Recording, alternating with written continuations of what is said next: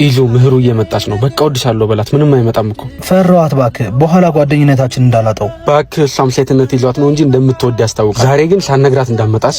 ምን ሆኖ ነው? እኔ ስመጣ ጠብቆ የሚሄደው? ምንም ቸኩሎ ነበር ነው እንዴ? ናቀፈኝ እንጂ ዛሬ ሰላም አትለኝ? ዛሬ ምን ሆነሃል? ምሮ ወድሻለሁ። ምን? አዎ ወድሻለሁ። እስከ ዛሬም እንዳላጣሽ ፈርቼ ነው እንጂ ቆየው ከወደድኩሽ። የምርህን ነው? እንደዚህ ብዬ ብጠይቃት እሺ የምትለኝ ይመስልሻል?